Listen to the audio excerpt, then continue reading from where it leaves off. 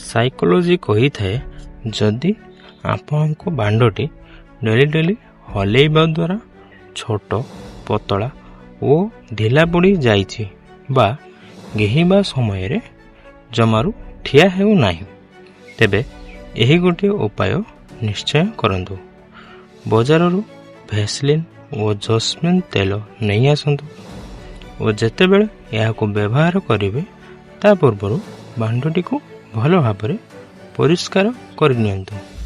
ପ୍ରଥମେ ପାପୁଲିରେ ଅଳ୍ପ ଭେସଲିନ୍ ନିଅନ୍ତୁ ଓ ଏହା ଉପରେ 2 ବୁନ୍ଦା ଜସ୍ମିନ୍ ତେଲ ପକାଇ ଭଲ ଭାବରେ ମିଶାଇ ଦିଅନ୍ତୁ ଓ ଏହାପରେ ନିଜ ବାଣ୍ଡ ଉପରେ ଏହାକୁ 5ରୁ 10 ମିନିଟ୍ ଯାଏଁ ହାଲକା ହାଲକା ହାତରେ ଧୀରେ ଧୀରେ ମାଲିସ କରନ୍ତୁ।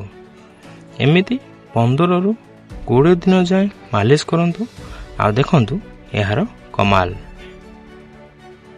ସାଇକୋଲୋଜି କହିଥାଏ ମହିଳାମାନେ ଅଶ୍ଳୀଳ ଭିଡ଼ିଓ ଦେଖି ନିଜେ ଆଙ୍ଗୁଳି ମାରି ମାରି ହସ୍ତମୈଥୁନ କରିଥାନ୍ତି, କିନ୍ତୁ ବହୁତ ସମୟରେ ମହିଳାମାନେ ଏହା ବି ଚାହିଁଥାନ୍ତି କି ତାଙ୍କ ପାର୍ଟନର ତାଙ୍କ ନିଜ ହାତରେ ତାଙ୍କର ହସ୍ତମୈଥୁନ କରନ୍ତୁ। ମହିଳାମାନଙ୍କୁ ଏହା ବହୁତ ପସନ୍ଦ ଆସିଥାଏ। ସାଇକୋଲୋଜି କହିଥାଏ ଶାରୀରିକ ସମ୍ପର୍କ ବନାଇବା ସମୟରେ ମହିଳାମାନଙ୍କୁ ଜଲ୍ଦି ଉତ୍ତେଜିତ କରିବା ପାଇଁ ତାଙ୍କ ଜଙ୍ଘର ଭିତର ଭାଗକୁ ଆଙ୍ଗୁଳିରେ ଆଉଁସିବା ଉଚିତ। ଏହାଦ୍ୱାରା ମହିଳା 2ରୁ 3 ମିନିଟ୍ ଭିତରେ ପୁରାପୁରି ଉତ୍ତେଜିତ ହୋଇ ଯାଇଥାନ୍ତି। ସାଇକୋଲୋଜି କହିଥାଏ ଯେତେବେଳେ ଗୋଟିଏ ସ୍ତ୍ରୀ ଆପଣଙ୍କ ଆଡ଼କୁ ଦେଖି ନିଜ ଶାଢ଼ୀର କାନି ଖସାଇ ଦେଇଥାନ୍ତି, ତେବେ ବୁଝିଯାଆନ୍ତୁ କି ସେ ଆପଣଙ୍କୁ କରିବା ପାଇଁ ଇସାରା ଦେଉଛନ୍ତି। ସାଇକୋଲୋଜି କହିଥାଏ ସବୁବେଳେ ଖୁସିରେ ରୁହନ୍ତୁ, କାରଣ ଅଧା ରୋଗ ଖୁସିରେ ରହିବା ଦ୍ୱାରା ଠିକ୍ ହୋଇ ଯାଇଥାଏ।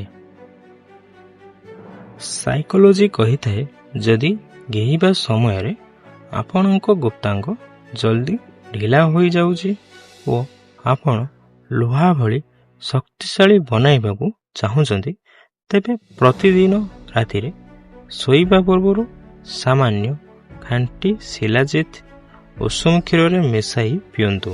ଏହାଦ୍ୱାରା ଆପଣଙ୍କ ଗୁପ୍ତାଙ୍ଗ ଗେହିବା ସମୟରେ ଶକ୍ତ ଓ ସିଧା ହୋଇ ରହିବା ସହିତ କରିବାର ସମୟ ମଧ୍ୟ ବଢ଼ି ଯାଇଥାଏ।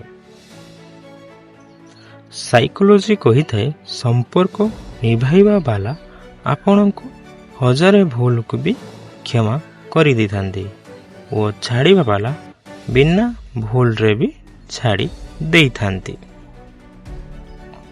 ସାଇକୋଲୋଜି କହିଥାଏ ସେହି ଝରକା ବନ୍ଦ କରିଦିଅନ୍ତୁ ଯାହା ଆପଣଙ୍କୁ କଷ୍ଟ ଦେଇଥାଏ, ତେବେ ଦୃଶ୍ୟ କେତେ ବି ସୁନ୍ଦର ହୋଇଥାଉ ନା କାହିଁକି